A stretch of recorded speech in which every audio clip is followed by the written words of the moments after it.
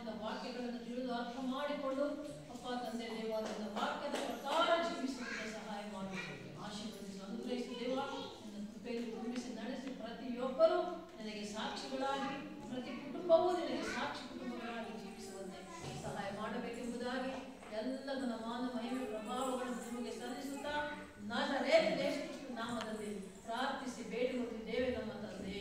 Amen amen amen amen. ನೋಡಿ ಇಲ್ಲಿ ಹೇಳ್ತಾ ಇದೆ ವಾಕ್ಯ, ಮೊದಲನೇ ವಾಕ್ಯ ನಾವು ನೋಡುವಾಗ 103ನೇ ಕೀರ್ತನೆಯಲ್ಲಿ ನನ್ನ ಮನವೇ ಯೆಹೋವನನ್ನು ಕೊಂಡಾಡು. ನೋಡಿ ದೇವರು ನಮ್ಗೆ ಏನಾದರೂ ಒಳ್ಳೇದು ಮಾಡಿದ ಅಂದ್ರೆ ಒಳ್ಳೇದು ಮಾಡಲಿ ಅಥವಾ ಮಾಡದೇ ಇರಲಿ ಯೇಸು ಸ್ವಾಮಿಯನ್ನು ನಂಬಿ ದೀಕ್ಷಾ ಸ್ನಾನ ಹೊಂದಿ ರಕ್ಷಣೆ ಹೊಂದಿಕೊಳ್ಳುವುದನ್ನು ದೀಕ್ಷಾ ಸ್ನಾನ ಹೊಂದಿಕೊಳ್ಳುವುದು ಸಂಪೂರ್ಣವಾಗಿ ನಮ್ಮ ಪ್ರಾಣಾತ್ಮ ಶರೀರಗಳನ್ನು ದೇವರಿಗೆ ಒಪ್ಪಿಸುತ್ತದೆ. ಆ ರೀತಿ ರಕ್ಷಣೆಯಲ್ಲಿ ಬಂದ ಪ್ರತಿಯೊಬ್ಬರು ಕೂಡ ಮಾಡಬೇಕಾದ ಕೆಲಸ ಏನಂದ್ರೆ ಯೆಹೋವನನ್ನು ಕೊಂಡಾಡಬೇಕು, ಸ್ತುತಿಸಬೇಕು, ಆತನನ್ನು ನಾವು ಧ್ಯಾನ ಮಾಡಬೇಕು, ಆತನನ್ನು ವರ್ಣಿಸಬೇಕು. ಆತನ ಬಗ್ಗೆ ಏನು ನಾವು ಸ್ತುತಿ ಆರಾಧನೆ ಮಾಡ್ತೀವಲ್ಲ, ವರ್ಷಿಪ್ಪು ಅಂದ್ರೇನು ದೇವರನ್ನು ಸ್ತುತಿಸಿ ಕೊಂಡಾಡಬೇಕು. ಸ್ವರೂಪನು ಆಶ್ಚರ್ಯಕರನು ನೀತಿವಂತನು ನೀತಿ ಸ್ವರೂಪನು ಪ್ರೀತಿ ಸ್ವರೂಪನು ನೀನಾಗಿದ್ದೀಯಪ್ಪ. ನಂಬಿಗಸ್ತನಾದ ದೇವರು, ನಂಬಿದವರ ಕೈ ಬಿಡಲಾದ ದೇವರು ನೀನಾಗಿದ್ದಂತೆ ನಿನಗೆ ಸ್ತೋತ್ರ ಅಪ್ಪ. ನಮ್ಮ ಇಲ್ಲಿಯವರೆಗೆ ಕಾಯ್ದು ಕಾಪಾಡಿ ನೋಡಿ ಸಾಕ್ಷಿ ಪ್ರತಿಯೊಬ್ಬರು ಸಾಕ್ಷಿ ಹೇಳಿದ್ರೆ ಏನೋ ಆಯ್ತು ಅಂತ ಹೇಳೋದಲ್ಲ. ಹೋದವಾರ ಏನು ನೆನಪಿದೆಯಾ? ಪ್ರತಿಯೊಬ್ಬರು ಸಾಕ್ಷಿಗಳಿದ್ದಾನೆ. ಉಸಿರಾಡ್ತಾ ಇದ್ದಾರೆ, ಬದುಕಿದ್ದೀರಾ ಸತ್ತೀರಾ? ಬದುಕಿದ್ದಾರೆ. ಬದುಕಿ ಬಂದು ದೇವರ ಸನ್ನಿಧಿಯಲ್ಲಿ ಕುಳಿತಿದ್ದೇವೆ ಅಂದರೆ ಮಕ್ಕಳೇ ಪ್ರತಿಯೊಬ್ಬರು ಕೂಡ ಸಾಕ್ಷಿ ಮಕ್ಕಳೇ. ಯಾಕೆಂದ್ರೆ ದೇವರು ನಮ್ಮನ್ನ ಸಜೀವರ ಲೆಕ್ಕದಲ್ಲಿ ಇಟ್ಟಿದ್ದಾನೆ. ಎಲ್ಲ ಕೇಡು ಗಂಡಾಂತರಗಳಿಂದ ತಪ್ಪಿಸಿ ಒಂದು ವಾರ ಕಾಪಾಡಿ ಮತ್ತೆ ಆತನ ಸನ್ನಿಧಿಗೆ ಬರುವಂತೆ ಮಾಡಿದ್ದಾನೆ ದೇವರಂದರೆ ಅದೇ ನಮ್ಮ ದೊಡ್ಡ ಸಾಕ್ಷಿ. ನಾವು ಬದುಕಿದ್ದೇವೆ, ದೇವರ ಸನ್ನಿಧಿಯಲ್ಲಿ ಬಂದು ಕೂತಿದ್ದೇವೆ ಅಂದರೆ ಅದೇ ನಮ್ಮ ದೊಡ್ಡ ಸಾಕ್ಷಿ. ನಾವು ಸಾಕ್ಷಿ ಇರುವವರೆಲ್ಲರೂ ನಾವು ಸಾಕ್ಷಿ ಮಕ್ಕಳಿಗೆ. ಆದರೂ ಕೂಡ ಕೆಲವೊಂದು ಅದ್ಭುತ ಕಾರ್ಯಗಳು ದೇವರು ಪ್ರತಿಯೊಬ್ಬರ ಜೀವಿತ ಸೇರಿ ಬಂದಿರುವವರು ಸುಮ್ಮನೆ ಬಂದಿಲ್ಲ ಅಲ್ವಾ? ದೇವರು ಅನೇಕ ರೀತಿಯಲ್ಲಿ ಪ್ರತಿ ಕುಟುಂಬದಲ್ಲಿ ಒಂದಲ್ಲ ಒಂದು ಸಮಯದಲ್ಲಿ ಒಂದಲ್ಲ ಒಂದು ರೀತಿಯ ಅದ್ಭುತಗಳನ್ನ ಮಾಡಿದ್ದಾನೆ. ದೇವರ ಅದ್ಭುತಗಳನ್ನು ಅನುಭವಿಸಿದ್ದೇವೆ, ನಾವು ದೇವರ ಕೃಪೆಯನ್ನು ಕಂಡಿದ್ದೇವೆ, ದೇವರ ಆಶೀರ್ವಾದಗಳನ್ನು ಹೊಂದಿಕೊಂಡಿದ್ದೇವೆ. ಅಂದಮೇಲೆ ನಾವೇನ್ ಮಾಡಬೇಕಂದ್ರೆ ಈ ವಾಕ್ಯ ಹೇಳ್ತಾ ಇದೆ, ನನ್ನ ಮನವೇ ಯೆಹೋವನನ್ನು ಕೊಂಡಾಡು. ಯಾಕೆಂದ್ರೆ ಆತನು ನನ್ನನ್ನು ಬದುಕಿಸಿದ್ದಾನೆ, ಜೀವ ಕೊಟ್ಟಿದ್ದಾನೆ, ಆಯುಷ್ಯ ಕೊಟ್ಟಿದ್ದಾನೆ, ಆರೋಗ್ಯ ಕೊಟ್ಟಿದ್ದಾನೆ, ವಿದ್ಯೆ ಕೊಟ್ಟಿದ್ದಾನೆ, ಬುದ್ಧಿ ಕೊಟ್ಟಿದ್ದಾನೆ, ಮದುವೆ ಮಾಡಿದ್ದಾನೆ, ಮಕ್ಕಳನ್ನು ಕೊಟ್ಟಿದ್ದಾನೆ, ಮೊಮ್ಮಕ್ಕಳನ್ನು ಕೊಟ್ಟಿದ್ದಾನೆ, ಹೊಲ ಕೊಟ್ಟಿದ್ದಾನೆ, ಪಕ್ಷಿಗಳನ್ನು ಕೊಟ್ಟಿದ್ದಾನೆ, ಬೆಳೆ ಕೊಟ್ಟಿದ್ದಾನೆ, ಮಳೆ ಕೊಟ್ಟಿದ್ದಾನೆ. ಅಂದ್ರೆ ಪ್ರತಿ ವಿಷಯಕ್ಕೂ ನಾವು ದೇವರನ್ನ ಕೊಂಡಾಡಬೇಕು. ಏನ್ ಕೊಂಡಾಡ್ಬೇಕಂದ್ರೆ ನನ್ನ ಮನಃಪೂರ್ವಕವಾಗಿ, ಬರೀ ಬಾಯಲ್ಲ, ಇಲ್ಲಿ ಹಳೆದು ಹೇಳೋದಲ್ಲ, ಹೃದಯಪೂರ್ವಕವಾಗಿ ಮನಸ್ಪೂರ್ವಕವಾಗಿ ಸಂಪೂರ್ಣವಾಗಿ ನಮ್ಮ ಪ್ರಾಣಾತ್ಮ ಶರೀರಗಳನ್ನು ಒಪ್ಪಿಸಿಕೊಟ್ಟು ದೇವರಿಗೆ ನಾವು ಕೃತಜ್ಞತಾ ಸ್ತುತಿ ಸ್ತೋತ್ರಗಳು ಹೇಳಬೇಕು. ಅಬ್ರಾಮ್ ಹೇಳಿದ ಸಾಕ್ಷಿ ಅಲ್ವಾ? ಎಂಥ ಒಳ್ಳೆ ಸಾಕ್ಷಿ! ಸಾಕ್ಷಿ ಮಗ ದೇವರು ಮಾಡಿದ ಉಪಕಾರ, ದೇವರು ಅದನ್ನು ಕೊಟ್ಟಂತ ಸ್ಥಾನಮಾನ, ದೇವರು ಮಾಡಿದಂಥ ವಿವಾಹ ಕಾರ್ಯ, ಎಲ್ಲವೂ ಅದ್ಭುತ ಕಾರ್ಯಗಳು. ಇವೆಲ್ಲವೂ ದೇವರು ಮಾಡಿದ್ದು, ಯಾವ ಮನುಷ್ಯರು ಮಾಡಿದ್ದಲ್ಲ, ದೇವರಿಂದಲೇ ಆಗಿದ್ದು. ದೇವರ ಕೃಪೆ ನಮ್ಮ ಮೇಲಿದ್ದರೆ ನಾವೇನು ಬೇಕು ಅದನ್ನು ಕೇಳಿಕೊಂಡಾಗ ಯಾವಾಗ ಬಂದೇವಲ್ಲ, ನೀವು ನನ್ನ ಹೆಸರಿನಲ್ಲಿ ಏನೇನು ಬೇಡಿಕೊಳ್ಳಿವರೋ ಅದನ್ನು ನೆರವೇರಿಸುವೆನು ಅಂತ ಹೇಳ್ಬಿಟ್ಟ ನಮ್ಮ ಮೇಸಪ್ಪ ಹೇಳ್ಬಿಟ್ಟಂದ್ರೆ, ನೀವು ಏನ್ ಬೇಕೋ ನನ್ನ ನಾಮದಲ್ಲಿ ಕೇಳ್ರಿ, ನಾನು ನಿಮ್ಗೆ ಕೊಡ್ತೇನೆ. ಆತನ ನಾಮದಲ್ಲಿ ನಮ್ಗೆ ಏನು ಬೇಕು ನಾವು ಕೇಳಿಕೊಂಡ್ರೆ ಯೇಸುವಿನ ನಾಮದಲ್ಲಿ ನಮಗೆ ಬೇಕಾದಂತನ್ನ ಬೇಕಾದ ಸಮಯದಲ್ಲಿ ಆತನ ನಮಗೆ ಒದಗಿಸಿಕೊಡುವವನಾಗಿದ್ದಾನೆ. ಅದಕ್ಕೆ ನಾವೇನ್ ಮಾಡ್ಬೇಕಂದ್ರೆ ಆತನನ್ನ ಕೊಂಡಾಡಬೇಕು. ಥ್ಯಾಂಕ್ಸ್ ಅಪ್ಪ ದೇವರೇ, ಥ್ಯಾಂಕ್ಸ್ ಅಪ್ಪ, ಥ್ಯಾಂಕ್ಸ್ ಅಂತ ಹೇಳ್ಬೇಕಂತೆ. ಪ್ರತಿ ವಿಷಯಕ್ಕೂ ಪ್ರತಿ ಸಮಯದಲ್ಲಿ ನಾವು ದೇವರಿಗೆ ಥ್ಯಾಂಕ್ಸ್ ಹೇಳಬೇಕು, ಕೃತಜ್ಞತೆ ಸಲ್ಲಿಸಬೇಕು. ಅದಕ್ಕೆ ನೆಕ್ಸ್ಟ್ ವಾಕ್ಯ ಹೋದಪ್ಪ, ಮುಂದೆ ಏನು ಹೇಳ್ತಾ ಇದೆ? ನನ್ನ ಮನೆಯ ಯೆಹೋವನನ್ನು ಕೊಂಡಾಡು, ನನ್ನ ಸರ್ವೇಂದ್ರಿಯಗಳೇ. ಇದು ಬಹಳ ಮುಖ್ಯ ನೋಡಿ. ಒಂದು ಪದ ಎಷ್ಟೊಂದು ಅರ್ಥ ಇದೆ. ಸರ್ವೇಂದ್ರಿಯಗಳಂತೆ ನಮ್ಮ ದೇಹದಲ್ಲಿರುವಂತ ಎಲ್ಲ ಅಂಗಾಂಗಗಳು. ಒಂದು ದೇಹ ಇದೆ ಅಂದ್ರೆ ಏನೇನಿದೆ? ಎಷ್ಟೊಂದು ದೇಹ ಬಾಡಿ ಪಾರ್ಟ್ಸ್ ಅಷ್ಟಿದೆಯಲ್ಲಪ್ಪ, ಚಿಕ್ಕ ಮಕ್ಕಳು ಸಾಲಿ ಬಂದುತ್ತಾರೆ ಪಾರ್ಟ್ಸ್ ಆಫ್ ದಿ ಬಾಡಿ ಅಂತ ದೇಹದ ಒಂದು ರಚನೆ ಹಾಕಿಬಿಟ್ಟು ತಲೆ,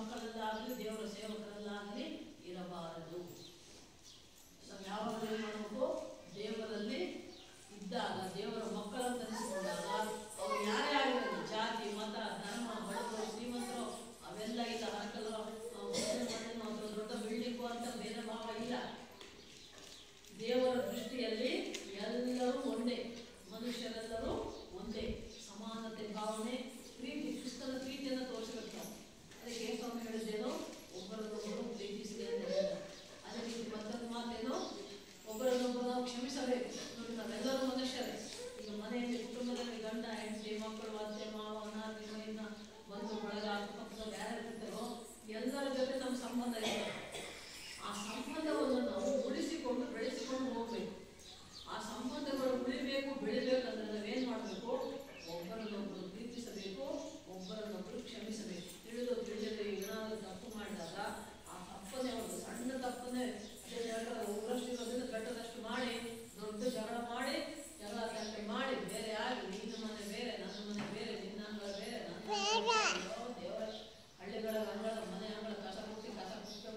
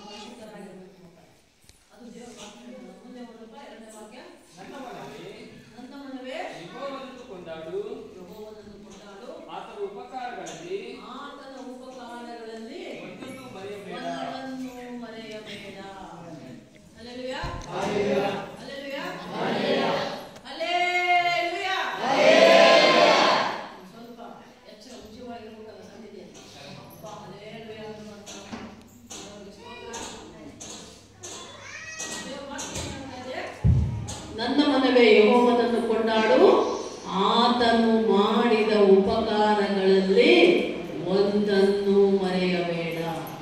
ನೋಡಿ, ಇಲ್ಲಿ ಸೇರಿ ಬಂದಿದ್ದೀರ ಇಷ್ಟೆಲ್ಲ ದೇವರ ಮಕ್ಕಳು. ನಾವು ಪ್ರತಿಯೊಬ್ಬರ ಜೀವಿತದಲ್ಲಿ, ಪ್ರತಿ ಮನೆಯಲ್ಲಿ, ಪ್ರತಿ ಕುಟುಂಬದಲ್ಲಿ, ಪ್ರತಿಯೊಬ್ಬರ ವೈಯಕ್ತಿಕ ಜೀವನದಲ್ಲಿ ಕೂಡ ಒಬ್ಬೊಬ್ಬರಿಗೂ ಕೂಡ ದೇವರು ಒಂದಲ್ಲ ಒಂದು ರೀತಿಯ ಅದ್ಭುತಗಳನ್ನು ಮಾಡಿದ್ದಾನೆ, ಉಪಕಾರಗಳನ್ನು ಮಾಡಿದ್ದಾನೆ. ಅದಕ್ಕೆ ವಾಕ್ಯ ಹೇಳ್ತಾರೆ, ನೀನು ಅದನ್ನ ಯಾವುದನ್ನು ಮರೆಯಬೇಡ. ದೇವರು ಮಾಡಿದ ಉಪಕಾರ ಮಡಿಬಾರ್ದು. ಆದರೆ ಕೆಲವರು ಇರ್ತಾರೆ, ಬರ್ತಾರೆ, ಚರ್ಚ್ಗೆ ಬರ್ತಾರೆ, ಪ್ರಾರ್ಥನೆ ಮಾಡ್ಕೊಳ್ತಾರೆ, ಪಾಸ್ಟಮ್ಮನ ಹತ್ರ ಪ್ರಾರ್ಥನೆ ಮಾಡ್ಕೊಳ್ತಾರೆ, ದೇವರ ಅದ್ಭುತಗಳನ್ನು ಮಾಡ್ತಾನೆ, ಸಭೆಯಿಂದ ಹೋಗ್ತಾರೆ, ಅವರು ಮತ್ತೆ ಸಭೆಗೆ ಬರೋದಿಲ್ಲ. ಯಾಕೆ? ಮರ್ತು ಬಿಟ್ರು ಅವರು ದೇವರು ಮಾಡಿದ ಉಪಕಾರವನ್ನು. ಅಲ್ವಾ? ದೇವರು ಮಾಡಿದ ಉಪಕಾರ ಮರ್ತು ಹೋಗ್ಬಿಡ್ತಾರೆ.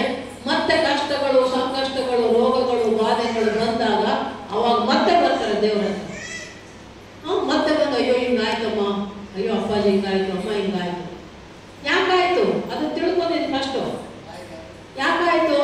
ದೇವರನ್ನು ಬಿಟ್ಟೆ, ಸನ್ನಿಧಿ ಬಿಟ್ಟೆ, ಪ್ರಾರ್ಥನೆ ಬಿಟ್ಟೆ, ನಂಬಿಕೆ ಬಿಟ್ಟೆ, ವಿಶ್ವಾಸ ಬಿಟ್ಟೆ. ಅದಕ್ಕೆ ಕಷ್ಟ ಸಂಕಷ್ಟಗಳಿಗೆ ಗುರಿಯಾಗ್ತೀರ. ಅದರ ವಾಕ್ಯ ಹೇಳ್ತಾ ಇದೆ, ಆತನು ಮಾಡಿದ ಉಪಕಾರಗಳಲ್ಲಿ ಒಂದನ್ನೂ ಮರೆಯಬಾರದು. ಎಷ್ಟೋ ಜನರನ್ನು ದೇವರು ಮರಣದ ಹಾಸಿಗೆಯಿಂದ ಎಬ್ಬಿಸಿದ್ದಾರೆ. ಇನ್ನೇನಾಯ್ತು, ಸತ್ತೇ ಹೋದ್ರೇನೋ, ಸಾಯ್ತಾರೇನೋ ಅಂದ್ಕೊಂಡು ಹಾಸ್ಪಿಟ್ಲಿಗೆ ಹೋಗಿ ಅಡ್ಮಿಟ್ ಆದಾಗ ಇನ್ನೇನು ಇವ್ರ ಪ್ರಾಣ ಏನು, ಜೀವ ಉಳಿಯೋದು ಕಾಣಲ್ಲ, ಇವಾಗ ಹೋಗ್ತದೋ ಅವಾಗ ಹೋಗ್ತದೋ ಅಂತ ಅಂದುಕೊಂಡಿದ್ದಾಗ ಅಂಥವರನ್ನ ದೇವರು ಎಬ್ಬಿಸಿದ್ದಾರೆ. ಉಪಕಾರ ಮಾಡಿದ ದೇವರು. ಆದರೆ ಕೆಲವರು ಅದನ್ನ ಮರ್ತು ಹೋಗ್ಬಿಡ್ತಾರೆ. ಈ ನಮ್ಮ ಸಭೆಯಲ್ಲಿ, ಈ ನಮ್ಮ ಸಂಜೆ, ನಮ್ಮ ಸಭೆ, ನಮ್ಮ ಸೇವೆ, ನಮ್ಮ AGM ಸೇವೆ ಪ್ರಾರಂಭವಾದದ್ದೇ ದೇವರ ದರ್ಶನ ನಾಮದೇವರಿಗೆ ಹೇಳಿ, ಊರ ಹೆಸರು ಹೇಳಿ ನಮ್ದು ಕಳಿಸಿರೋದು. ಈ ಊರನ್ನು ಹುಡುಕೊಂಡು ಬಂದ್ವಿ.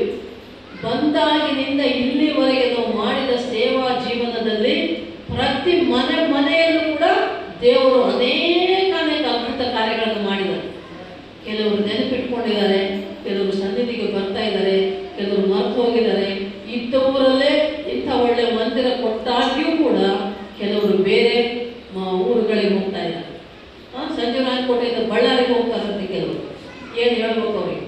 ಇದ್ದೂರಲ್ಲೇ ಇಂಥ ಒಳ್ಳೆ ಮಂದಿರ ದೇವರು ಕೊಟ್ಟಾಗ ಅದನ್ನು ಬಿಟ್ಟುಕೊಂಡು ಇಲ್ಲಿ ದೇವರು ಇಲ್ಲೇ ಬಂದು, ಇಲ್ಲೇ ರಕ್ಷಣೆ ಹೊಂದಿ, ಇಲ್ಲೇ ದೇವರ ಅದ್ಭುತಗಳನ್ನು ಅನುಭವಿಸಿದವರು ಕೂಡ ಕೆಲವರು ದೇವರಿಂದ, ಸನ್ನಿಧಿಯಿಂದ, ಮಂದಿರದಿಂದ ದೂರ ಆಗಿದ್ದಾರೆ.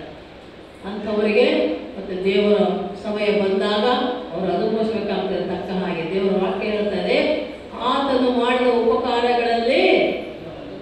ಉಪಕಾರಗಳು ಮರೆಯಬೇಡ ಅಂದಿಲ್ಲ.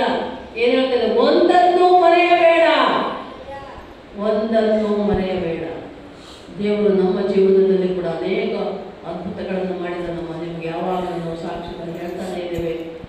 ನಮ್ಮ ಪ್ರಾರ್ಥನೆ ಕೇಳಿ ದೇವರು ನಮ್ಮ ಜೀವಿತದಲ್ಲಿ, ನಮ್ಮ ಕುಟುಂಬ ಜೀವಿತದಲ್ಲಿ, ನಮ್ಮ ಸೇವಾ ಜೀವಿತದಲ್ಲಿ, ನಮ್ಮ ಮಕ್ಕಳು ಮೊಮ್ಮಕ್ಕಳ ಜೀವಿತದಲ್ಲಿ ಅದ್ಭುತ ಕಾರ್ಯಗಳನ್ನು ದೇವರು ಮಾಡ್ತಾನೆ ಇದ್ದಾನೆ. ಅದಕ್ಕೆ ಲೆಕ್ಕನೇ ಇಲ್ಲ. ಯೋಬನ ಗ್ರಂಥದಲ್ಲಿ 9:10 ವಾಕ್ಯ ನೋಡುವಾಗ ದೇವರು ಏನ್ ಮಾಡ್ತಾನಂತೆ? ಹೋದ್ರೆ 9:10 ಯೋಬ.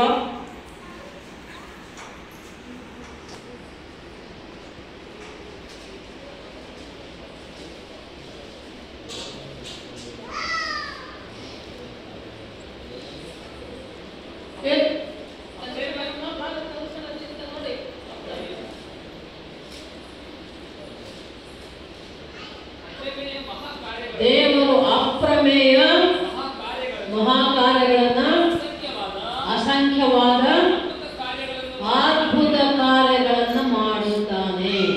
ಅಪ್ರಮೇಯ, ಅಸಂಖ್ಯಾತ ಅದ್ಭುತ ಕಾರ್ಯಗಳು. ಅಸಂಖ್ಯಾತ ಅಂದ್ರೆ ಲೆಕ್ಕನೇ ಇಲ್ಲ. ಈ ವಾಕ್ಯ ನಮ್ಮ ಜೀವನದಲ್ಲಿ ನೆರವೇರಿದೆ ಮಕ್ಕಳೇ. ಒಂದಲ್ಲ ಎರಡಲ್ಲ, ಅನೇಕ ಅದ್ಭುತಗಳನ್ನು ದೇವರು ಮಾಡಿದ್ದಾನೆ. ನಮ್ಮ ಸೇವಾ ಜೀವಿತದಲ್ಲಿ ಮಾಡಿದ್ದಾನೆ. ನೋಡಿ, ಸಂಜೀವರಾಯನಕೋಟೆಯಿಂದ ಶುರುವಾದ ನಮ್ಮ ಸೇವೆ ಆಲ್ ಇಂಡಿಯಾ ಭಾರತ ದೇಶದಲ್ಲಿ ಅಷ್ಟೇ ಅಲ್ಲ, ನೇಪಾಳ ದೇಶದವರೆಗೆ ದೇವರು ನಮ್ಮನ್ನು ತನ್ನ ಸುವಾರ್ತೆ ಸೇವೆಯಲ್ಲಿ ನಡೆಸಿದ್ದಾನೆ. ದೇವರಿಗೆ ಸ್ತೋತ್ರ. ಆರೋಗ್ಯ ನಮ್ಮ ದೇಹದ ದೈಹಿಕವಾಗಿ ತೆಗೆದುಕೊಂಡು ಕೂಡ ನಮ್ಮ ಶರೀರದಲ್ಲಿ ಅನೇಕ ಬಲಹೀನತೆಗಳು, ಅನೇಕ ರೋಗಗಳು ಬಂದಾಗ್ಯೂ ಕೂಡ ದೇವರು ನಮ್ಮನ್ನ ಮರಣದ ಹಾಸಿಗೆಯಿಂದ ಎಬ್ಬಿಸಿದ್ದಾನೆ. ಅಲ್ವಾ. 2015ರಲ್ಲಿ ಹಾರ್ಟ್ ಅಟ್ಯಾಕ್ ಆಯಿತು ಅಪ್ಪಾಜಿಗೆ, ಸೀರಿಯಸ್ ಆಗಿ. ಅದೇ ರೀತಿ 2020 ಕೊರೋನಾ ಸಮಯ, ಭಯಂಕರವಾದ ಕೊರೋನಾ ಸಮಯ, ಆ ಸಮಯದಲ್ಲಿ ಕೂಡ ಹಾರ್ಟ್ ಅಟ್ಯಾಕ್ ಆಗಿ ಸೀರಿಯಸ್ ಆಗಿ ಬಳ್ಳಾರಿ ಡಾಕ್ಟರ್ಗಳು ಇನ್ನೇನು ಹೋಗೇ ಬಿಡ್ತಾರೆ, ಏನು ಮಾಡೋಕ್ಕಾಗಲ್ಲ, ಹಾರ್ಟ್ ಭಾಳ ವೀಕ್ ಆಗಿದೆ, ಮನೆಗೆ ಕರ್ಕೊಂಡು ಹೋಗಿ ಅಂದರು ಬಳ್ಳಾರಿ ಡಾಕ್ಟರ್ಗಳು. ಆದರೆ ದೇವರ ಅದ್ಭುತ ಕಾರ್ಯ ಮಾಡಿದ. ಬಳ್ಳಾರಿಯಿಂದ ಬೆಂಗಳೂರಿಗೆ ಆಂಬುಲೆನ್ಸಲ್ಲಿ ಕರ್ಕೊಂಡು ಹೋದಾಗ ಅಲ್ಲಿ ಚಿಕಿತ್ಸೆ ಟ್ರೀಟ್ಮೆಂಟ್ ತೊಗೊಂಡಿದ್ದೀವಿ. ಮತ್ತು ಎಲ್ಲರೂ, ನಾವು ನೀವು, ಅನೇಕ ಸೇವಕರು, ಅನೇಕ ವಿಶ್ವಾಸಿಗಳು ಭಾರತ ದೇಶದಲ್ಲಿ ಹೊರ ದೇಶಗಳಲ್ಲಿ ನಮಗಾಗಿ ಪ್ರಾರ್ಥನೆ ಮಾಡಿದಾಗ, ಅಪ್ಪಾಜಿಗಾಗಿ ಪ್ರಾರ್ಥನೆ ಮಾಡಿದಾಗ ದೇವರು ಅಪ್ಪಾಜಿಯನ್ನು ಮರಣದ ಹಾಸಿಗೆ ದೇವಿಸಿದ. 2022ರಲ್ಲಿ ಮತ್ತೆ ಸೀರಿಯಸ್ ಆಯಿತು. ಕಾಲುಗಳು, ಮುಖ ಎಲ್ಲ ಕಾಲುಗಳು ಒಳ್ಳೆ ಆನೆ ಕಾಲುಗಳಾದಾಗ ಆಗಿತ್ತು. ಅಂಥ ಪರಿಸ್ಥಿತಿಯಲ್ಲಿ ಕೂಡ ಮತ್ತೆ ನಾವು ಬಳ್ಳಾರಿಯಿಂದ ಬೆಂಗಳೂರಿಗೆ 3 ಸಲ ಅಪ್ಪಾಜಿನ ಬಳ್ಳಾರಿಯಿಂದ ಬೆಂಗಳೂರಿಗೆ ಆಂಬುಲೆನ್ಸಲ್ಲೇ ಕರ್ಕೊಂಡು ಹೋಗ್ತೀವಿ, ಸೀರಿಯಸ್ ಆದ ಕಂಡೀಷನಲ್ಲಿ. ದೇವಾಲಯ ಬಳ್ಳಾರಿ ಡಾಕ್ಟರ್ ಹೇಳಿದ್ರು, ಇದು ಸ್ವಲ್ಪ ಲೇಟ್ ಆಗಿದ್ರೆ ನಾವೇನು ಮಾಡೋಕ್ಕಾಗ್ತಿರ್ಲಿಲ್ಲ ಅನ್ನುವಂಥ ಪರಿಸ್ಥಿತಿಯಲ್ಲಿ ದೇವರು ಸಮಯಕ್ಕೆ ಸರಿಯಾಗಿ ನಮ್ಮದು ಬೆಂಗಳೂರು ಆಸ್ಪತ್ರೆಗೆ ಸೇರಿಸಿದ. 2020ರಲ್ಲಿ ಏನು ಮಾಡೋಕ್ಕಾಗಲ್ಲ, ಹೋಗ್ತಾರೆ, ಹಾರ್ಟ್ ವೀಕ್ ಆಗಿದೆ ಅಂತ ಹೇಳಿದ್ರು ಡಾಕ್ಟ್ರು. ಆದರೆ ಈಗ 2025 5-6 ವರ್ಷಗಳಾಯಿತು. ದೇವರ ಕೃಪೆಯಿಂದ ನಿಮ್ಮೆಲ್ಲರ ಪ್ರಾರ್ಥನೆಯಿಂದ ಕೇಳಿದ ದೇವರು, ಆರೋಗ್ಯದಾಯಕನಾದ ದೇವರು, ನಮ್ಮ ದೇವರು ಅದ್ಭುತ ಸ್ವರೂಪನು, ಆಶ್ಚರ್ಯಕರನು, ಸರ್ವಶಕ್ತನು, ಆರೋಗ್ಯದಾಯಕನು, ವೈದ್ಯರಿಗೆ ಪರಮ ವೈದ್ಯ, ಡಾಕ್ಟರ್ಗೆ ಪರಮ ಡಾಕ್ಟರ್ ಅಂತ ಏಸಪ್ಪ ಅಪ್ಪಾಜಿಯನ್ನು ಮುಟ್ಟಿ ಮತ್ತೆ ಎಬ್ಬಿಸಿದ್ದಾನೆ ಮಕ್ಕಳು. ಈಗಲೂ ಕೂಡ 75 ವರ್ಷ ಆಗಿ 76ನೇ ವರ್ಷ ಆಯುಷ್, ಆರೋಗ್ಯ, ಬಲ, ಶಕ್ತಿ ಕೊಟ್ಟು ಇನ್ನೂ ನಮ್ಮನ್ನು ಊರಿಂದ ಊರಿಗೆ, ರಾಜ್ಯದಿಂದ ರಾಜ್ಯಕ್ಕೆ, ದೇಶದಿಂದ ದೇಶಕ್ಕೆ ಸೇವೆಯಲ್ಲಿ ತಿರುಗಿಸ್ತಾ ಇದ್ದಾರೆ. ದೇವರಿಗೆ ಕೋಟಿ ಕೋಟಿ ಸ್ತೋತ್ರ. ನಾವು ಯಾವತ್ತೂ ಕೂಡ ದೇವರು ಮಾಡಿದ ಉಪಕಾರಗಳನ್ನು ಮರೆಯಲ್ಲ. ಪ್ರತಿದಿನ ಆತನು ಮಾಡಿದ ಉಪಕಾರಗಳನ್ನು ನೆನೆಸಿಕೊಂಡು ದೇವರಿಗೆ ಕೃತಜ್ಞತಾ ಸ್ತುತಿಗಳನ್ನು ನಾವು ಹೇಳ್ತಾನೆ ಇರ್ತೇವೆ ಅಲ್ವಾ. ಅದೇ ರೀತಿ ನನಗೂ ಕೂಡ 2016ರಲ್ಲಿ ನಿಮಗೆಲ್ಲ ಗೊತ್ತಿರೋ ಹಾಗೆ ಬಾಯೆಲ್ಲ ಹುಣ್ಣಾಗಿ ಅನಾರೋಗ್ಯ ಆಗಿತ್ತು. ಮಾತನಾಡೋಕ್ಕಿಲ್ಲ, ಬಾಯಿ ತೆರೆಯೋದಕ್ಕಿಲ್ಲ, ಮಾತಾಡೋಕ್ಕಿಲ್ಲ, ಏನು ಊಟ ತಿಂಡಿ ತಿನ್ನೋಕ್ಕಿಲ್ಲ. ಮೂಗಿನಲ್ಲೇ ಪೈಪಿಟ್ಟು ಆಹಾರ, ಲಿಕ್ವಿಡ್ ಫುಡ್, ದ್ರವ ಆಹಾರವನ್ನು ಕೊಡ್ತಾ ಇದ್ರು. ಬರೀ ಎಳನೀರು, ನೀರನ್ನು, ಗಂಜಿಯನ್ನು ಹಾಕ್ತಾ ಇದ್ರು. ಅಂಥ ಪರಿಸ್ಥಿತಿಯಿಂದಲೂ ದೇವರು ನನ್ನನ್ನು ಎಬ್ಬಿಸಿಕೊಂಡು ಕರ್ಕೊಂಡ್ಬಂದಿದ್ದಾನೆ ಮತ್ತೆ ಆತನ ಮಾತನಾಡುವಂತೆ. ಅದೇ ರೀತಿ 2020 ಕೊರೋನಾ ಸಮಯದಲ್ಲಿನೇ ಡಿಸೆಂಬರ್ ತಿಂಗಳಲ್ಲಿ ಮುಖ ಸೊಟ್ಟ ಆಗ್ಬಿಟ್ಟಿತ್ತು. ಹೌದಾ, ನಮಗೆಲ್ಲ ಗೊತ್ತು. ಪ್ರಾರ್ಥನೆ ಮಾಡಿ ಅಂತ ಫೋಟೋ ಹಾಕಿದ್ವಿ. ಮುಖ ಸೊಟ್ಟಾಗಿ ಬಾಯಿ ತೆರೆಯೋದಕ್ಕೆ, ಮಾತನಾಡುವುದಕ್ಕೆ ಆಗಲಾರದ ಪರಿಸ್ಥಿತಿ ಬಂದಿದ್ದರೂ ಕೂಡ ದೇವರಲ್ಲಿ ನಂಬಿಕೆಯಿಂದ ನಾವು ಪ್ರಾರ್ಥನೆ ಮಾಡಿಕೊಂಡಿದ್ದೇವೆ. ಅದಕ್ಕೆ ತಕ್ಕ ಟ್ರೀಟ್ಮೆಂಟ್ ತಗೊಂಡಿದ್ದೇವೆ. ದೇವರು ಮತ್ತೆ ನನ್ನ ಮುಖ ಸೊಟ್ಟಾಗಿದ್ದನ್ನು ನೆಟ್ಟಗೆ ಮಾಡಿದ, ಮಾತನಾಡುವಂತೆ ಮಾಡಿದ ಮಕ್ಕಳು. ಆತನು ಮಾಡಿದ ಉಪಕಾರಗಳಲ್ಲಿ ನಾವು ಒಂದನ್ನು ಕೂಡ ಮರಿಬಾರದು. ಆದರೆ ಆಸ್ಪತ್ರೆಯಲ್ಲಿ ಹಾಸಿಗೆ ಮೇಲೆ ಇದ್ದಾಗ ನನ್ನ ಮನಸ್ಸಿನಲ್ಲೇ ನಾನು ಅಂದುಕೊಳ್ತಾ ಇದ್ದಿದ್ದೇನು, ಅಪ್ಪ ಏಸಪ್ಪ ಆರೋಗ್ಯ ಕೊಟ್ಟರೆ, ಬಲ ಕೊಟ್ಟರೆ, ನನ್ನ ಸಂಪೂರ್ಣ ಸ್ವಸ್ಥಗೊಳಿಸಿ ಎಬ್ಬಿಸಿದರೆ, ನಾನು ನನ್ನ ಬಾಯಿ ಮಾತನಾಡುವ ಹಾಗೆ ನೀನು ಮಾಡುವುದಾದರೆ ನಿನ್ನ ಮಾತುಗಳನ್ನೇ ಆಡ್ತೇನಪ್ಪ. ಈ ಪ್ರೀತಿಸುವ ಯೇಸು ರಾಜ ನನಗೆ ಬಹಳ ಇಷ್ಟ ಹಾಡು. ಪ್ರೀತಿಸುವೆ ಯೇಸು ರಾಜ, ನಿನ್ನನ್ನೇ ಪ್ರೀತಿಸುವೆ, ಪ್ರೀತಿಸುವೆ, ಪ್ರೀತಿಸುವೆ. ಎಲ್ಲಿವರೆಗೆ? ನನ್ನ ಪ್ರಾಣ ಇರುವವರೆಗೂ, ನಾ ಮಣ್ಣಲ್ಲಿ ಸೇರುವವರೆಗೂ. ಅಲ್ವಾ, ನಾವು ಪ್ರೀತಿಸ್ಬೇಕಂತ ದೇವರನ್ನು. ಯಾಕೆ? ದೇವರೇ ನಮ್ಮನ್ನು ಪ್ರೀತಿಸಿದ್ದಾನೆ. ಅದಕ್ಕೆ ನಾವು ದೇವರನ್ನು ಪ್ರೀತಿಸಬೇಕು. ಪ್ರೀತಿ ಸ್ವರೂಪನಾದ ದೇವರು ಭೂಮಿ ಮೇಲಿರುವ ಪ್ರತಿಯೊಬ್ಬರನ್ನು ಪ್ರೀತಿಸ್ತಾ ಇದ್ದಾನೆ.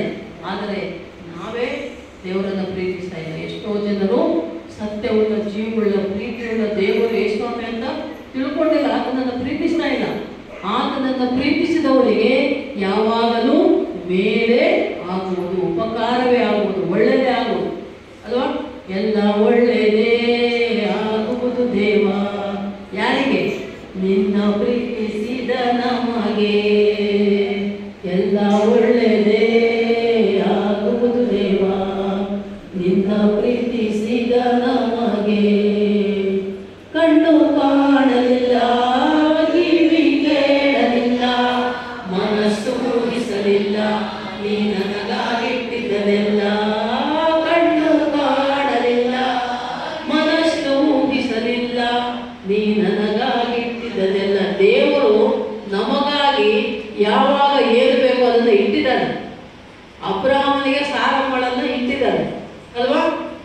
ಕಾಣಲಿಲ್ಲ, ಕಿವಿ ಕೇಳಲಿಲ್ಲ, ಮನಸ್ಸು ಊಹಿಸಲಿಲ್ಲ. ಆದರೆ ದೇವರು ಅಬ್ರಹಾಮನಿಗೆ ಸಾರಗಳನ್ನು ಜೊತೆ ಮಾಡಿದ. ಅದು ಆತನ ಚಿತ್ತ. ಯಾಕೆ ಜೊತೆ ಮಾಡಿದ? ಅಬ್ರಹಾಮು ಏಸಪ್ಪನನ್ನು ಪ್ರೀತಿಸ್ತಾ ಇದ್ದಾನೆ, ಸಾರಗಳು ಕೂಡ ಅಬ್ರಹಾಮನ ದೇವರನ್ನ ಪ್ರೀತಿಸ್ತಾ ಇದ್ದಾಳೆ. ಅದಕ್ಕೆ ದೇವರು ಇವರಿಬ್ಬರನ್ನ ಜೊತೆ ಮಾಡಿದ್ದಾರೆ. ಯಾರು ದೇವರನ್ನ ಪ್ರೀತಿಸ್ತಾರೋ ಅವರಿಗೆ ಒಳ್ಳೆಯದಾಗ್ತದೆ. ಮದುವೆ ಆಗಿದ್ದು ಒಳ್ಳೆಯದ ಕೆಟ್ಟದ? ಒಳ್ಳೆದಾನೆ. ವಿವಾಹ ಕಾರ್ಯ ಶುಭ ಕಾರ್ಯ ಆಗಿದೆ ಅಂದ್ರೆ ಒಳ್ಳೆಯದೇ ಆಗಿದೆ. ಯಾಕಾಯ್ತು? ಅವರು ಇಬ್ಬರು ಕೂಡ ಏಸಪ್ಪನನ್ನ ಪ್ರೀತಿಸ್ತಾ ಇದ್ದಾರೆ, ತಂದೆಯಾದ ದೇವರನ್ನ ಪ್ರೀತಿಸ್ತಾ ಇದ್ದಾರೆ, ಪರಿಶುದ್ಧಾತ್ಮ ದೇವರ ಅಭಿಷೇಕವನ್ನು ಹೊಂದಿಕೊಂಡಿದ್ದಾರೆ. ಅದಕ್ಕೆ ದೇವರು ಅವರ ಜೀವನದಲ್ಲಿ ಅದ್ಭುತ ಕಾರ್ಯ ಉಪಕಾರ ಮಾಡಿದ್ದಾನೆ. ಇದನ್ನು ಯಾವತ್ತೂ ನೀವು ಮರೆಯಬಾರದು. ಜೀವನದಲ್ಲಿ ದೇವರು ಮಾಡಿದ ಉಪಕಾರವನ್ನು ಮರೆಯಬಾರದು, ಒಂದನ್ನು ಕೂಡ ಮರೆಯಬಾರದೆ. ಹೀಗೆ ನಮ್ಮ ಜೀವನದಲ್ಲಿ ನಾನು ಸಾಕ್ಷಿಗಳು ಹೇಳ್ತಾ ಇದ್ರೆ ದಿನ ಆದರೂ ಸಾಲಲ್ಲ ನಮಗೆ. ಅಷ್ಟೊಂದು ಸಾಕ್ಷಿಗಳು ನಮ್ಮ ಜೀವನದಲ್ಲಿ ದೇವರು ಮಾಡಿದರೆ. ನಮ್ಮ ಮಕ್ಕಳು ಮೊಮ್ಮಕ್ಕಳ ಜೀವನದಲ್ಲಿ ಕೂಡ ಅದ್ಭುತ ಕಾರ್ಯಗಳು ಮಾಡಿದ್ದಾರೆ. ನಮ್ಮ ಮಕ್ಕಳ ವಿದ್ಯಾಭ್ಯಾಸದಲ್ಲಾಗಲಿ, ಮಕ್ಕಳ ಉದ್ಯೋಗ ಸಿಗುವ ವಿಷಯದಲ್ಲಾಗಲಿ, ನಮ್ಮ ಮೊಮ್ಮಕ್ಕಳು ನಮ್ಮ ಜೊತೆಯಲ್ಲಿಬ್ಬರು ಗರ್ಭಿಣಿ ಯಾವ ವಿಷಯದಲ್ಲಿ, ಬಾಣಂತನದ ವಿಷಯದಲ್ಲಿ, ಮಕ್ಕಳು ಮೊಮ್ಮಕ್ಕಳು ಹುಟ್ಟಿ ಬೆಳೆಯುವ ವಿಷಯ, ಪ್ರತಿ ವಿಷಯದಲ್ಲಿ ಕೂಡ ದೇವರು ನಮ್ಮ ಕುಟುಂಬದಲ್ಲಿ ಒಳ್ಳೆಯದನ್ನೇ ಮಾಡ್ತಾ ಇದ್ದಾರೆ. ಆತನು ಅನೇಕ ಉಪಕಾರಗಳು ಮಾಡಿದ್ದಾನೆ. ಯಾವುದು ಕೂಡ ನಾವು ಮರೆಯೋದಿಲ್ಲ. ಪ್ರತಿದಿನವೂ ಅಪ್ಪ ತಂದೆ ನಮ್ಮನ್ನು ಈ ಒಂದು ಸ್ಥಿತಿಯಲ್ಲಿ ನೀನು ಇಟ್ಟಿದ್ದೀಯಲ್ಲ, ಒಳ್ಳೆಯದಾಗಿ ನಾವು ಒಳ್ಳೆಯದು ಮಾಡಿದ್ದೀಯ, ಅದಕ್ಕೆ ನಿನಗೆ ಕೋಟಿ ಕೋಟಿ ಸ್ತುತಿ ಸ್ತೋತ್ರಗಳು. ಆಮೇಲೆ ಮನುಷ್ಯರೇ ನಾವೇ ದೇವರಲ್ಲ, ಎಲ್ಲವಲ್ವಾ? ಮನುಷ್ಯ ಮಾತ್ರದವರೇ. ಆದ್ದರಿಂದ ನಾವೇನಾದರೂ ತಿಳಿಯಲು ತಪ್ಪುಗಳನ್ನು ಮಾಡಿದ್ದರೆ ಅಪ್ಪ ತಂದೆ ನಮ್ಮನ್ನು ಕ್ಷಮಿಸುವಂತ ಪ್ರತಿದಿನವೂ ನಾವು ರಾತ್ರಿ ಮಲಗುವುದಕ್ಕಿಂತ ಮುಂಚೆ ಪ್ರಾರ್ಥನೆ ಮಾಡುವಾಗ ಆ ಪ್ರಾರ್ಥನೆಯಲ್ಲಿ ನಾವು ದೇವರನ್ನ ಕೇಳಬೇಕು. ಮಕ್ಕಳೇ, ಅಪ್ಪ ಈ ದಿನ ನಾನೇನಾದರೂ ತಪ್ಪು ಮಾಡಿದರೆ, ನನ್ನಿಂದ ಯಾರಿಗಾದರೂ ಬೇಸರ ನೋವಾಗಿದ್ದರೆ ನನ್ನನ್ನು ಕ್ಷಮಿಸು ಸ್ವಾಮಿ ಅಂತ ದೇವರಲ್ಲಿ ಕ್ಷಮಾಪಣೆ ಕೇಳಬೇಕು. ನಮಗೆ ಯಾರಾದರೂ ತಪ್ಪು ಮಾಡಿದ್ರು ಕೂಡ ನಾವು ಅವರನ್ನ ಕ್ಷಮಿಸಬೇಕು. ಪರಲೋಕ ಪ್ರಾರ್ಥನೆ ಹೇಳ್ತೀವಲ್ವ, ಮಾಡ್ತೀವಲ್ವ? ನಮಗೆ ತಪ್ಪು ಮಾಡಿದವರನ್ನ ನಾವು ಕ್ಷಮಿಸಿದಂತೆ ನಮ್ಮ ತಪ್ಪುಗಳನ್ನ ಕ್ಷಮಿಸು. ನೋಡಿ, ನಾವು ಯಾರಾದರೂ ನಮ್ಗೆ ತಪ್ಪು ಮಾಡಿದಾಗ ಕ್ಷಮಿಸಿಲ್ಲ ಅಂದ್ರೆ ದೇವರು ನಿನ್ನನ್ನು ಕ್ಷಮಿಸುವುದಿಲ್ಲ. ಇದನ್ನು ನೆನಪಿಟ್ಕೋಬೇಕು ಮಕ್ಕಳೇ. ನಮಗೆ ಯಾರಾದರೂ ಏನಾದರೂ ತಪ್ಪು, ಮೋಸ, ದ್ರೋಹ, ಅನ್ಯಾಯ ಮಾಡಿದರೂ ಕೂಡ ನಾವು ಅವರನ್ನ ಕ್ಷಮಿಸಬೇಕು, ಪ್ರೀತಿಸಬೇಕು. ಅಷ್ಟೇ ಅಲ್ಲ, ಯೇಸು ಸ್ವಾಮಿ ಹೇಳಿದ್ದು ಏನು ಅಂದರೆ ಇನ್ನೊಂದು ಬಹಳ ಮುಖ್ಯವಾದದ್ದು, ಒಬ್ಬರಿಗಾಗಿ ಒಬ್ಬರು ಪ್ರಾರ್ಥಿಸಬೇಕು, ಆಗಲೇ ಅದ್ಭುತಗಳು ನಡೆಯುವುದು. ನಮಗಾಗಿ ನೀವು ನಿಮಗಾಗಿ ನಾವು ಪ್ರಾರ್ಥಿಸಿದಾಗ ಆ ಪ್ರಾರ್ಥನೆ ವಿಜ್ಞಾಪನೆಗಳನ್ನು ಪರಲೋಕ ರಾಜ್ಯದಲ್ಲಿರುವಂಥ ಸಿಂಹಾಸನಾಸೀನನಾಗಿರುವಂಥ ಅನುದಿನ ಅನುಕ್ಷಣವು ನಮ್ಮನ್ನು ನೋಡುತ್ತಿರುವ, ನಮ್ಮ ಮಾತುಗಳು ಮೊರೆಗಳನ್ನು ಕೇಳುತ್ತಿರುವಂಥ ದೇವರು ನಮ್ಮ ಪ್ರಾರ್ಥನೆ ಭಿನ್ನಹಗಳು ವಿಜ್ಞಾಪನೆಗಳು ಮೊರೆಗಳನ್ನು ಆತನು ಕೇಳುವವನಾಗಿದ್ದಾನೆ. ಅದಕ್ಕೆ ತಕ್ಕ ಉತ್ತರವನ್ನ ಕೊಡುವಾತನಾಗಿದ್ದಾನೆ. ಅದಕ್ಕೆ ನಾವು ಒಬ್ಬರಿಗಾಗಿ ಒಬ್ಬರು ಪ್ರಾರ್ಥಿಸ್ತಾ ಇರಬೇಕು ಮಕ್ಕಳೇ.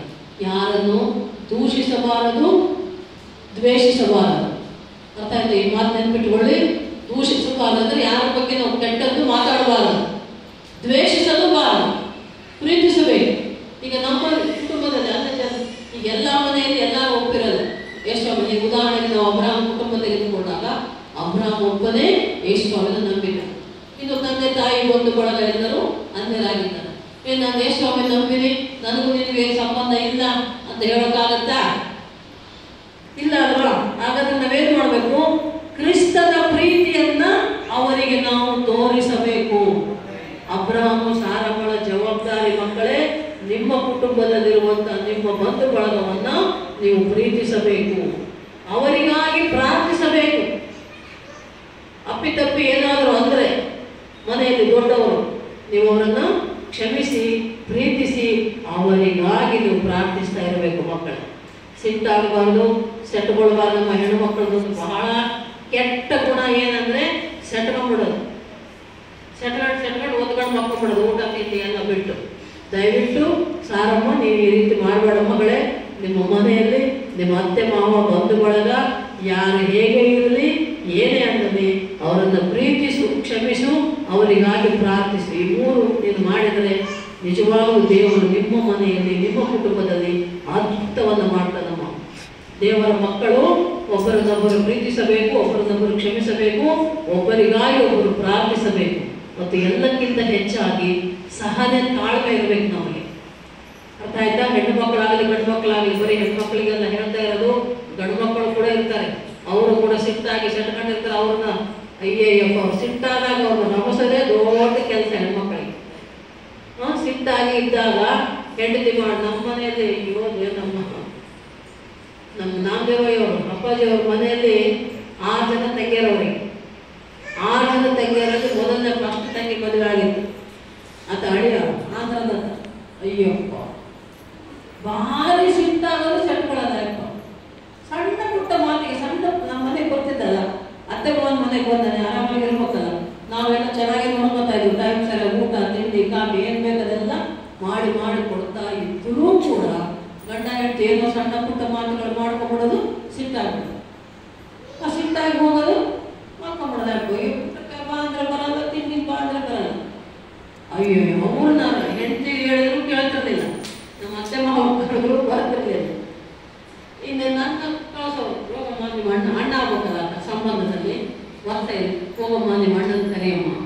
ಅವಾಗ ನಾನು ಹೋಗಿ ಅಣ್ಣ ಎದ್ದೇಳಣ್ಣ, ಅಣ್ಣ ಎದ್ದೇಳಣ್ಣ ಅಂತ ನಿಧಾನವಾಗಿ ರವಿಸಿ ಕರೆದು ಎಬ್ಬಿಸ್ಕೊಂಡು ಬರ್ಬೇಕು. ಅವ್ರು ಸಿಟ್ಟಾಗಿ ಮಲಿದವರು. ಈ ಥರ ಇರ್ತದೆ ಸಣ್ಣ ಪುಟ್ಟ ವಿಷಯಗಳಿಗೆ. ಕೆಲವೊಮ್ಮೆ ಗಂಡಸರಾಗಲಿ, ನಿಮ್ಗೆ ಹೆಂಡತಿ ಆಗಲಿ, ಗಂಡ ಆಗಲಿ, ಅತ್ತೆ ಮಾವ ಆಗಲಿ, ನಾಚೆ ಆಗಲಿ, ಯಾರೇ ಆಗಲಿ ಸಿಟ್ಟಾಗ್ತಿರ್ತಾರೆ. ಆದರೆ ನಾವು ಅದನ್ನು ಮನಸ್ಸಿಗೆ ತಗೋಬಾರ್ದು. ಯಾಕೆ ಸಿಟ್ಟಾದ್ರು ತಿಳ್ಕೊಂಡು ಅದನ್ನು ಸಮಾಧಾನ ಪಡಿಸೋ, ನಮ್ಮ ತಪ್ಪು ಇಲ್ಲದೇ ಇದ್ರು. ಕೆಲವೊಮ್ಮೆ ಎದುರಾಗುತ್ತೆ ಮನೆಗಳಲ್ಲಿ, ಕುಟುಂಬದಲ್ಲಿ ಸೇವೆಗಳಲ್ಲಿ, ಸಭೆಗಳಲ್ಲಿ ಆಗ್ತದೆ. ಏನಾಗ್ತಿರ್ತದೆ, ನಮ್ಮ ತಪ್ಪು ಏನೂ ಇರಲ್ಲ, ಆದ್ರೂ ನಮ್ಮದೇ ತಪ್ಪು ಅಂತಿರ್ತಾರೆ. ಆಯ್ತು ಬಿಡಪ್ಪ ಅಂದ್ಕೊಂಡು ನಾವೇನು ಮಾಡಬೇಕು, ಸುಮ್ಮನೆ ತಾಳ್ಕೊಂಡಿದ್ದು ಸಹನೆಯಿಂದ ಆ ವಿಷಯಕ್ಕಾಗಿ, ಅವರಿಗಾಗಿ ನಾವು ಪ್ರಾರ್ಥನೆ ಮಾಡಬೇಕು. ತಪ್ಪಿಲ್ಲದಿದ್ದರೂ ನಾವು ಅವರನ್ನು ಕ್ಷಮಿಸಿ, ಅವರಿಗಾಗಿ ನಾವು ಪ್ರಾರ್ಥಿಸ್ತಾ, ಅವರನ್ನು ಪ್ರೀತಿಸ್ತಾ ಇದ್ದಾಗ ಯಾವ ತಂಟೆ ತಕರಾರು, ಭಿನ್ನಾಭಿಪ್ರಾಯಗಳು, ಗಲಿಬಿಲಿಗಳು, ಘರ್ಷಣೆಗಳು ಆಗುವುದಕ್ಕೆ ಸಾಧ್ಯವೇ ಇಲ್ಲ. ಕುಟುಂಬದಲ್ಲಾಗಲಿ, ಸಭೆಯಲ್ಲಾಗಲಿ ಸಹನೆಯಿಂದ, ತಾಳ್ಮೆಯಿಂದ, ಪ್ರೀತಿಯಿಂದ, ಎಲ್ಲಕ್ಕಿಂತ ಹೆಚ್ಚಾಗಿ ವಿಶ್ವಾಸದಿಂದ ಪ್ರಾರ್ಥನೆ ಮಾಡಿಕೊಂಡಿರುವುದಾದರೆ ನಿಮ್ಮ ಜೀವನ, ನಿಮ್ಮ ಕುಟುಂಬ ಜೀವನ, ನಿಮ್ಮ ಸಭೆ ಜೀವನ, ನಿಮ್ಮ ಸೇವಾ ಜೀವನ, ನೀವು ಕೆಲಸ ಮಾಡುವ ಕೆಲಸ ಕಾರ್ಯದ ಜೀವನ, ಪ್ರತಿಯೊಂದರಲ್ಲೂ ಕೂಡ ದೇವರು ನಿಮ್ಮ ಜೊತೆಗಾರರು, ಸಹಾಯಕರು, ರಕ್ಷಕರು, ಒಡೆಯನಾಗಿದ್ದುಕೊಂಡು ಕಾಯ್ದು ಕಾಪಾಡಿ ನಡೆಸ್ತಾನೆ. ಮಕ್ಕಳೇ, ಆ ನಂಬಿಕೆ ವಿಶ್ವಾಸದಲ್ಲಿರೋಣ. ದೇವರ ವಾಕ್ಯ ಹೇಳುವ ಪ್ರಕಾರ ಇಲ್ಲಿ ಸೇರಿ ಬಂದ ಪ್ರತಿಯೊಬ್ಬರ ಜೀವಿತದಲ್ಲಿ ದೇವರು ಒಂದಲ್ಲ ಒಂದು ರೀತಿಯ ಉಪಕಾರಗಳನ್ನು ಮಾಡಿದ್ದಾನೆ, ಅದ್ಭುತ ಕಾರ್ಯಗಳನ್ನು ಮಾಡಿದ್ದಾನೆ. ಅದನ್ನು ನಾವು ಅನುಭವಿಸಿದ್ದೇವೆ. ಅದಕ್ಕೆ ವಾಕ್ಯ ನಮಗೆ ಎಚ್ಚರಿಸ್ತಾ ಇದೆ. ನೋಡಿ, ಇವತ್ತು ಯಾಕೆ ನಮಗೆ ಸಂಜೆ ಕೊಟ್ಟ ವಾಕ್ಯ, ದೇವರು ಕೊಟ್ಟಂತ ವಾಕ್ಯ, ಆತನು ಮಾಡಿದ ಉಪಕಾರಗಳಲ್ಲಿ ಒಂದನ್ನು ಮರೆಯಬೇಡ. ನೀವು ಯಾರಾದ್ರೂ ಬರ್ತಿರೋ ಏನೋ ಯಾರಿಗೆ ಗೊತ್ತು, ದೇವರ ಬಗ್ಗೆ ನಿಮ್ಮನ್ನು ಜ್ಞಾಪಕ ಮಾಡ್ತಿರ್ಬೋದು. ಆತನು ಮಾಡಿದ ಉಪಕಾರಗಳು ಮರೆಯದಂತೆ. ಈಗ ನಮ್ಮ ಡ್ಯಾನಿಯಲ್ ಉಡುಗೋಜಿ ಕುಟುಂಬದಲ್ಲಿ ಅದ್ಭುತ ಕಾರ್ಯಗಳು ಮಾಡಿದ್ರು. ಗಂಡ ಹೆಂಡತಿಗೆ ದೇವರು ಒಳ್ಳೆ ಆಯುಷ ಆರೋಗ್ಯ ಕೊಟ್ಟ. ಮಕ್ಕಳ ವಿವಾಹ ಕಾರ್ಯಗಳು ಕೂಡ ಸಂತೋಷ ಸಂಭ್ರಮದಿಂದ ಮಾಡಿಕೊಳ್ಳುವಂತೆ ಅದ್ಭುತಗಳು ಮಾಡಿದ. ಅದನ್ನು ಮರಿಬಾರದು. ಅದಕ್ಕೆ ತಕ್ಕಂತೆ ದೇವರಿಗೆ ನೀವು ನೋಡಿಕೊಳ್ಬೇಕಪ್ಪ. ಸಭೆಯನ್ನು, ಸೇವೆಯನ್ನು, ಜವಾಬ್ದಾರಿಯನ್ನು. ದೇವರು ಮಾಡಿದ ಉಪಕಾರಗಳು ಯಾವತ್ತೂ ಕೂಡ ಮಡಿಬಾರದು. ನೋಡಿ, ಇರುವವರು ಅನೇಕರು. ನಾವು ಈಗ 20-30 ವರ್ಷದ ಕೆಳಗೆ ಸುವಾರ್ತೆ ಸೇವೆ ಬಂದಾಗ ಚಿಕ್ಕ ಪುಟ್ಟ ಹರಕು ಗುಡಿಸಲುಗಳು. ಈಗ ನೋಡ್ತಾ ಇದ್ರೆ ಒಂದಕ್ಕಿಂತ ಒಂದು ಮನೆಗಳನ್ನು ಕಟ್ಟಿಕೊಂಡು, ಬಿಲ್ಡಿಂಗ್ಗಳನ್ನು ಕಟ್ಟಿಕೊಂಡಿದ್ದಾರೆ. ದೇವರು ಮಾಡಿದ ಉಪಕಾರ, ಒಳ್ಳೆ ಮನೆ ಕೊಟ್ಟಾನೆ ಅಂದರೆ ದೇವರನ್ನು ಮರಿಬೇಡ್ರಿ. ಒಳ್ಳೆ ಹೆಂಡತಿ ಕೊಟ್ಟಾನೆ, ಮಕ್ಕಳು ಕೊಟ್ಟಾನೆ, ಮೊಮ್ಮಕ್ಕಳು ಕೊಟ್ಟಾನೆ. ಅದ್ಭುತ ಕಾರ್ಯಗಳು, ಶುಭ ಕಾರ್ಯಗಳು ನಿಮ್ಮ ಜೀವನದಲ್ಲಿ, ನಿಮ್ಮ ಕುಟುಂಬದಲ್ಲಿ ದೇವರು ಮಾಡಿದ್ದಾನೆ, ಮಾಡ್ತಾ ಇದ್ದಾನೆ. ಅದನ್ನು ಯಾವತ್ತೂ ಕೂಡ ಮರಿಬಾರದು. ಮರಣದ ಹಾಸಿಗೆಯಿಂದ ಎಬ್ಬಿಸಿದ್ದಾನೆ ಎಷ್ಟೋ ಜನರನ್ನು, ಅನಾರೋಗ್ಯದಿಂದ ಕಾಪಾಡಿದ್ದಾನೆ, ಮಕ್ಕಳು ಮೊಮ್ಮಕ್ಕಳಾಗುವಂತೆ ಸಹಾಯ ಮಾಡಿದ್ದಾನೆ.